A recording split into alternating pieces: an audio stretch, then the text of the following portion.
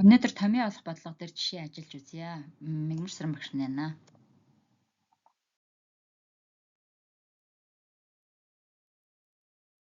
За энэ дээр томьёо олох бодлогоны бас арай нэг өөр хэлбэр байна.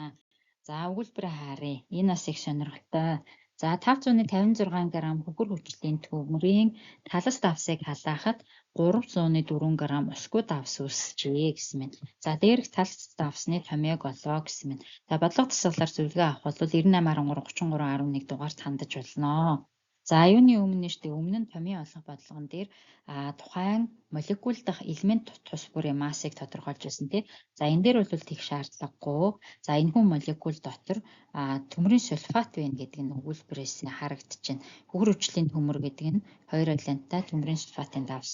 За усгүй давс гэдэг нь за энэ төмрийн сульфат маань тодорхой тооны усыг өөртөө агуулж исэн байна. Гэхдээ 1 мол молекул төмрийн сульфатад яг хичнээн молекул усны атом агуулгадж байгааг мэдэхгүй учраас X гэдэг ингээд тэмдэглэжлээ гэж бодъё тийм үү. За тэгэхээр эндээс штэ усны энэ бүх молекул агуулгад усны массыг тодорхойлж болох нэ. Өөрөөр хэлбэл талас давс маань 556 г байгаа. Эндээсээ усгүй давсны масс 304 г асаад өгөх нэ. Ингээд 252 г нь за энэ хүү молекулын найрлаган дах таласт усных нь хэмжээг үзүүлдэг байх нэ.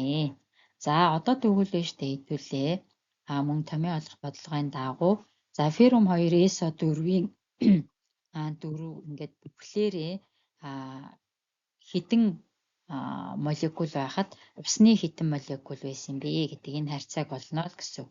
За Y-ийг харьцах нь X гэсэн энэ харьцааг бодоход тань тий. За тэгэхээр масс феррум SO4 усгүй давсны массыг атом масс феррум SO4 усгүй давсны молекул масст нь харьцуулна. EMR молекул масс тийм үү. За энэ дээр харьцах нь за масс усныхаа тухайн бацийн молекул дахь усны массыг нь молекул масс EMR H2-оор харьцуулна гэсэн.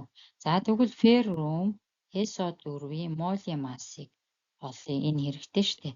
За 56 тэр нэмэх нь 32 нэмэх нь 64 болж байна тийм ээ. За үүнийг ингээд тооцоолохоор 152 г моль байна. За усгүй давсны масс маань 304 г гэдэг бодлогон дээр өгөгдсөн байгаа тий. Тухайн бацийн найрлаганд байгаа 304-ийг хуваах нь усгүй давсны молекул масс нь 152 болчихно. За үүнийг харьцах нь за талас усны масс нь 252 байгаа. Үүнийг усны молекул масс 18 г моль гэдэг тий. За ингээд энийг ингээд тооцоолоод үзчихье. За 0.102-ыг харьцдаг нь 0.14. За үүнийг бүхэл тоонд шилжүүлэхийн тулд хамгийн бага тоогоор нь хоёулангийг хуваагаад өгөх нэ. За тэгэхээр нэгийг харьцах нь 7 гэсэн харьцаа гарч ирж байна. За тэгвэл бид нэр томьёогоо феррум SO4 нэг юм чин бичихгүй үржих нь 7 H2 O гэж бичих нэ. За үүний нэр нь болохоор төмрийн